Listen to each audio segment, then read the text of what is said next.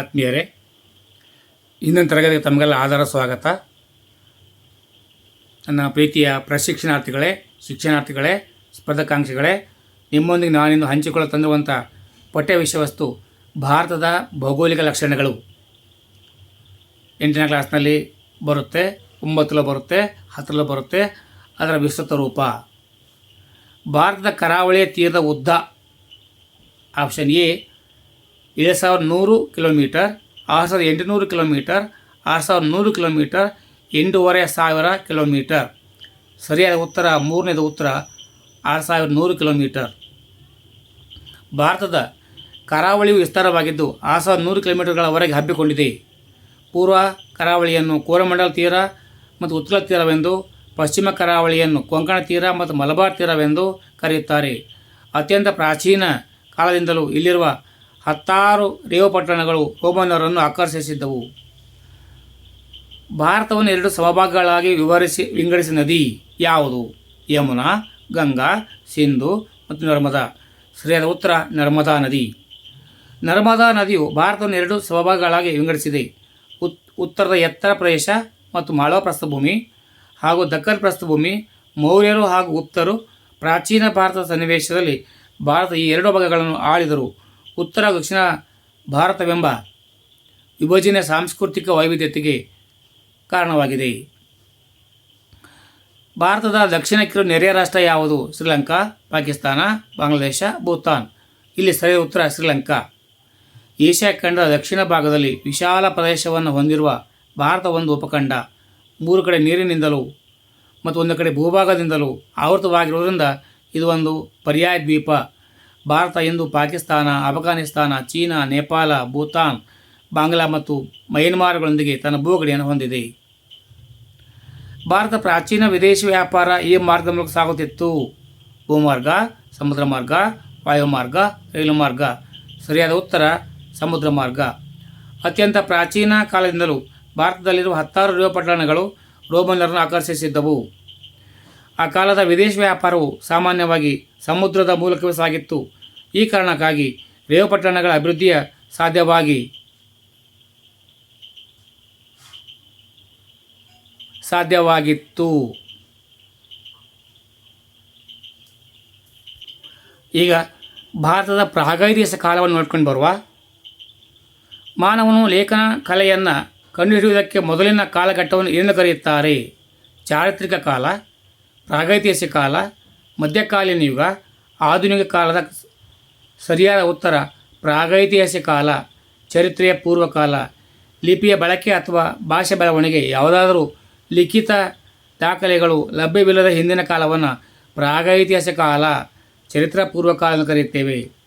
ಪ್ರಾಗೈತಿಹಾಸಿಕ ಕಾಲದ ಮಾನವನ ಬದುಕು ಕಲ್ಲಿನ ಆಯುಧಗಳು ಮುಂತಾದ ಕುರುಹುಗಳನ್ನು ಆಧರಿಸಿ ಅಧ್ಯಯನ ಮಾಡುತ್ತಿರುವುದನ್ನು ಏನೆಂದು ಕರೆಯುತ್ತಾರೆ? ಸರಿಯಾದ ಉತ್ತರ ಪ್ರಾಕ್ತನ ನಿಬಂಧಕರು ಅಥವಾ ಪ್ರಾಚ್ಯ ವಸ್ತು ಅಧ್ಯಯನಕಾರರು. ಲಿಖಿತ ಆಧಾರಗಳಿಲ್ಲದೆ ಕಾರಣ ಆ ಕಾಲದಲ್ಲಿ ಮನುಷ್ಯ ಬಳಸಿದ ವಸ್ತುಗಳು ಅಥವಾ ಶಿಲಾಪರಿಕರಗಳು ಹಾಗೂ ನೆಲೆಗಳನ್ನು ಉತ್ಖನನ ಮಾಡಿ ಅಧ್ಯಯನ ಮಾಡುವವರನ್ನು ಪ್ರಾಕ್ತನ ನಿಬಂಧಕರು, ಶಾಸ್ತ್ರಜ್ಞರು ಕರೆಯುತ್ತೇವೆ. ಪ್ರಾಗೈತಿಹಾಸಿಕ ಕಾಲದಲ್ಲಿ ಮನುಷ್ಯನ ಜೀವನದ ಮುಖ್ಯ ಆಧಾರ ಮತ್ತು ಬದುಕು ಹೇಗಿತ್ತು?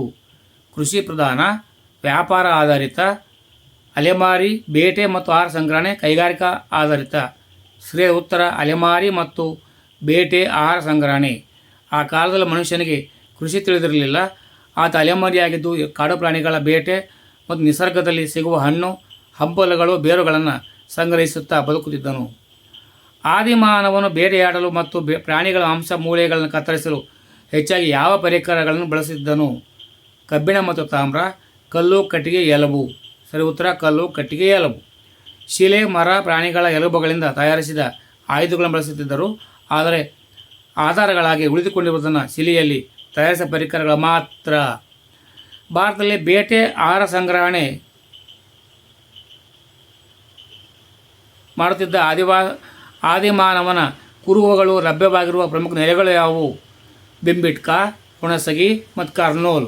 ಮಧ್ಯಪ್ರದೇಶದ ಬೆಂಬಿಟ್ಕಾ, ಕರ್ನಾಟಕದ ಹುಣಸಗಿ, ಆಂಧ್ರದ ಕರ್ನೂಲ್ ಪ್ರದೇಶಗಳಲ್ಲಿ ಶಿಲಾಯುಗದ ಮಾನವ ವಾಸವಿದ್ದ ನೆಲೆಗಳು ಮತ್ತು ಆಯುಧಗಳು ಪತ್ತೆಯಾಗಿವೆ. ಆದಿಮಾನವನು ಆಯುಧಗಳನ್ನು ತಯಾರಿಸಲು ಕಲ್ಲುಗಳು ನೇರಳವಾಗಿ ದೊರೆಯುವ ನದಿ ದಂಡೆಗಳನ್ನು ಆಯ್ಕೆ ಮಾಡಿಕೊಳ್ಳುತ್ತಿದ್ದನು. ಈ ಪ್ರದೇಶಗಳನ್ನು ಎಂದು ಕರೆಯಲಾಗಿದೆ ಕೈಗಾರಿಕಾ ನೆಲೆಗಳು. ಕಲ್ಲುಗಳನ್ನು ಬಳಸಿ ಪರಿಕರಗಳನ್ನು ತಯಾರಿಸುತ್ತಿದ್ದ ಹಾಗೂ ತ್ಯಜಿಸಿದ ಕಲ್ಲಿನ ಚಕ್ಕೆಗಳ ರಾಶಿಗಳ ಸಿಕ್ಕಿರುವ ಇಂಥ ಪ್ರದೇಶಗಳನ್ನು ಕೈಗಾರಿಕಾ ನೆಲೆಗಳು ಫ್ಯಾಕ್ಟರಿ ಸೈಟ್ಸ್ ಎಂದು ಭಾವಿಸಲಾಗಿದೆ. ಕರ್ನೂಲಿನ ಗವಿಗಳಲ್ಲಿ ಯಾವ ಕುರುಹುಗಳು ದೊರೆತಿದ್ದು ಅದು ಆದಿಮಾನವನಿಗೆ ಬೆಂಕಿಯ ಅರಿವಿತ್ತು ಎಂಬುದನ್ನು ಸೂಚಿಸುತ್ತದೆ. ಬೂದಿಯ ಕುರುಹುಗಳು. ಕರ್ನೂಲಿನ ಗುಹೆಗಳಲ್ಲಿ ಬೂದಿಯ ಕುರುಹುಗಳು ಸಿಕ್ಕಿವೆ. ಬೆಂಕಿಯನ್ನು ಆಹಾರ ಬೇಯಿಸಲು, ಬೆಳಕನ್ನು ಪಡೆಯಲು ಮತ್ತು ಕಾಡು ಪ್ರಾಣಿಗಳನ್ನು ಬೆದರಿಸಲು ಬಳಸುತ್ತಿದ್ದರು. ಶಿಲಾಯುಗದ ಮಾನವನು ವಾಸವಿದ್ದ ಮಧ್ಯಪ್ರದೇಶ, ಉತ್ತರ ಪ್ರದೇಶ, ಕರ್ನಾಟಕದ ಕೆಲವು ಗುಹೆಗಳು ಗೋಡೆಗಳ ಮೇಲೆ ಏನನ್ನು ಬಿಡಿಸಿದ್ದಾರೆ? ಶಾಸನಗಳು, ರೇಖಾಚಿತ್ರಗಳು, ನಕ್ಷೆಗಳು, ಗಣಿತದ ಸೂತ್ರಗಳು. ಸರಿಯಾದ ಉತ್ತರ ರೇಖಾಚಿತ್ರಗಳು. ಗವಿಯ ಗೋಡೆ ಹಾಗೂ ಬಂಡೆಗಳ ಮೇಲೆ ಕಾಡು ಮೃಗಗಳ ಮತ್ತು ಬೇಟೆಯಾಡುವ ಸುಂದರವಾದ ರೇಖಾಚಿತ್ರಗಳು ಚಿತ್ರಿಸಿದ್ದಾರೆ. ಸುಮಾರು 12,000 ವರ್ಷಗಳ ಹಿಂದೆ ಭೂಮಿಯ ತಾಪಮಾನ ದಿಢೀರ್ನು ಹೆಚ್ಚಾದಾಗ ಪರಿಸರದಲ್ಲಿ ಉಂಟಾದ ಪ್ರಮುಖ ಬದಲಾವಣೆಯನ್ನು ಹುಲ್ಲುಗಾವಲುಗಳು ಬೆಳೆದವು. ತಾಪಮಾನ ಹೆಚ್ಚಾದ ಕಾರಣ ಹಲವೆಡೆ ಹುಲ್ಲುಗಾವಲುಗಳು ಬೆಳವಣಿಗೆಯಾಯಿತು. ಇದರಿಂದ ಹುಲ್ಲು ತಿನ್ನುವ ಜಿಂಕೆ, ಕಡವೆ, ಕುರಿ, ಮೇಕೆ ಮುಂತಾದ ಪ್ರಾಣಿಗಳ ಸಂತತಿ ವೃದ್ಧಿಯಾಯಿತು.